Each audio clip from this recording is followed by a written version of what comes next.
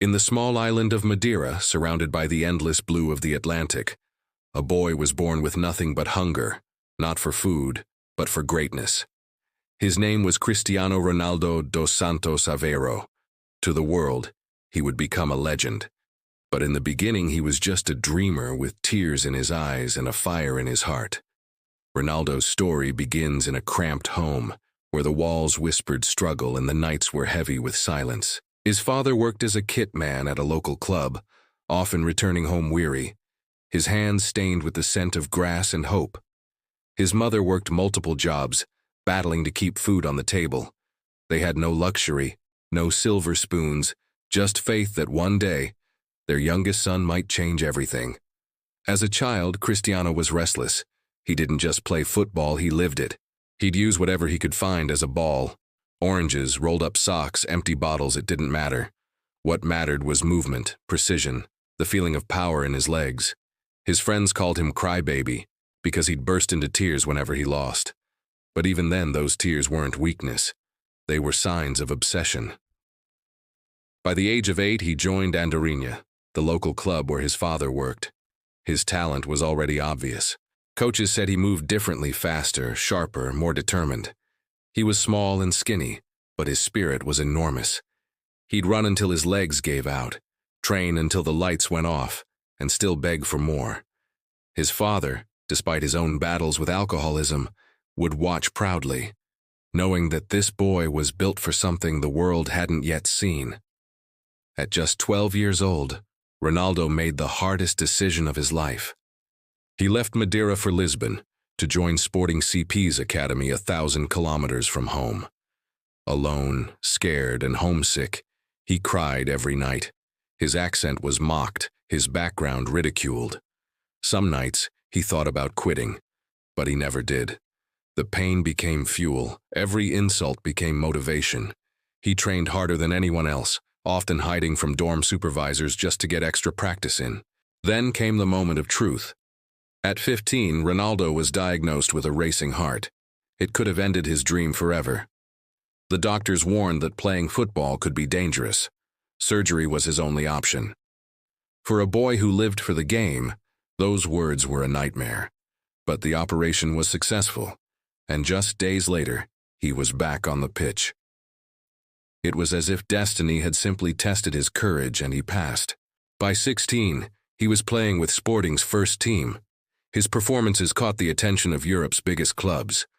But one night changed everything. A friendly match against Manchester United. Ronaldo dazzled the defenders, danced past them as if gravity itself obeyed him.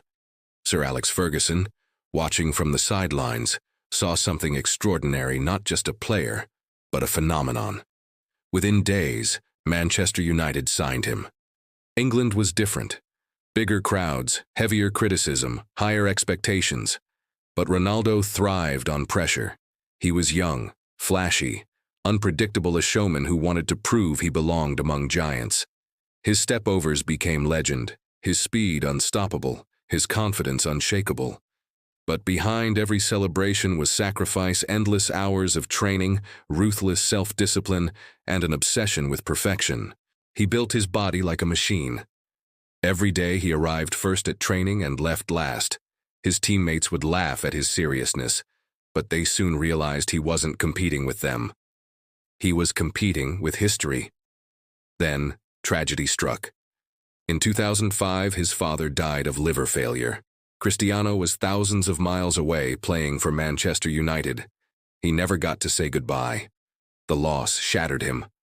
But instead of breaking, he turned pain into purpose. Every goal became a message to his father. I'm still making you proud. Under Ferguson's guidance, Ronaldo evolved. He learned discipline, tactics, teamwork. By 2008, he had conquered England Premier League titles, Champions League glory, and his first Ballon d'Or. But he wanted more. His ambitions outgrew even Manchester. The world's eyes turned to Madrid, the stage of legends. In 2009, Real Madrid signed him for a record-breaking fee. The pressure was unimaginable.